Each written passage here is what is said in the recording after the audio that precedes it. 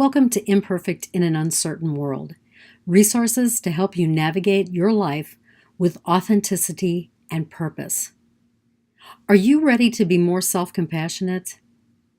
Being self-compassionate reminds me of an image that Thomas Merton shared of the spring and the stream.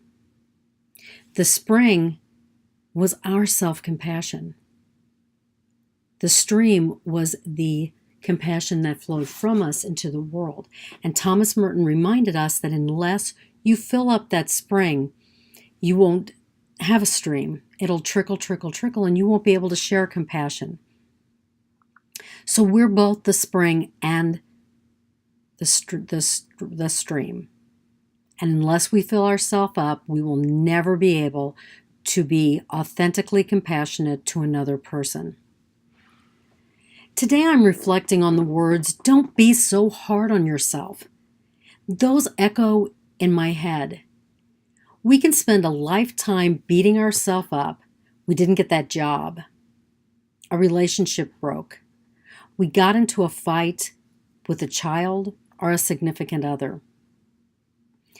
Maybe we are so filled with suffering that the only thing we think is, can I get anything right?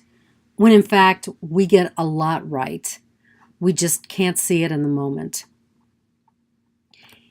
If you're like me, it's difficult to accept that we're not perfect and that the world is incredibly uncertain. Just when everything seems okay, we discover another thing to worry about or another thing that causes suffering. It's almost impossible not to beat yourself up over perceived failures. Now, you heard me right. I said perceived failures. They're not true failures. I look at as long as we're trying, we never fail. We just have another opportunity to learn a life lesson and to meet a challenge. Now, when I wrote my book, A Constellation of Connections, a quote from Thomas Edison really impacted me. When asked how he could continue to create a light bulb after so many failures, he calmly replied, "I am not a failure. I can tell you 10,000 ways not to create a light bulb." So when I questioned how I could write a book on relationships, and others kind of chuckled because I'm known to have ups and downs in my relationships, I calmly replied to them, "I'm not a failure. I can tell you 10,000 ways not to be in relationship." And when I truly believe this reframe that I am not a failure, that I am learning to be my best self, I get better at alleviating my own personal suffering. But what do you do when no amount of reframing will lessen the suffering in your life?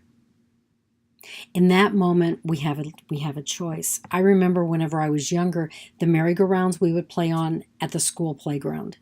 And so in that moment, I leap from that merry-go-round of self-disparagement, and I take a break from what is causing my suffering. I ask myself, what is the most loving, compassionate thing I can do for me? And then I gently listen to the answer. Part of the answer will remind us that we're all imperfect,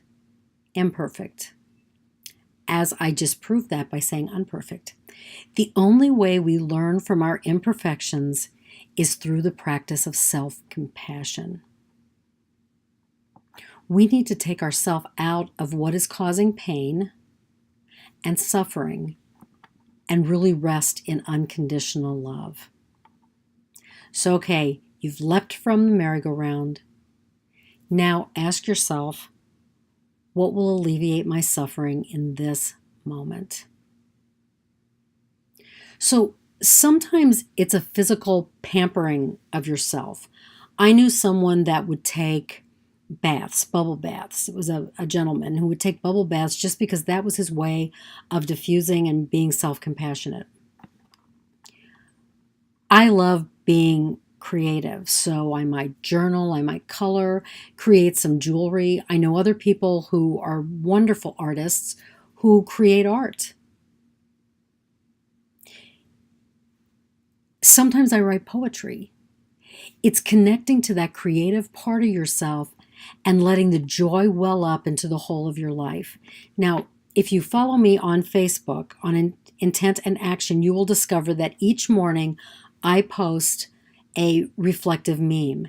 And for me, that's more than just sharing that with the world. That is an opportunity for me to practice self-compassion. Perhaps you will take a contemplative walk and allow nature to soothe the rough edges of your suffering. You might choose to spend a day with family or friends. You might decide to be spontaneous, just have a day where you really don't have anything that you do. Or you fill in the blank. What would you do to practice self-compassion? Because really the list is endless. But the reason behind the act of self-compassion is to fill yourself up, is to fill that spring up so that you're renewed and can better respond to your own suffering. You're going to fill yourself with self-love, compassion, joy, gratitude, all the good stuff that heals the woundedness of your suffering. You fill yourself up and heal the arid land of your suffering. Because remember, if you're not at your best, you will be unable to shine your light into an uncertain world. And that light just isn't for others. It's for you to see the potential pebbles and boulders in the road of your soul purpose. I want to thank you for watching this video.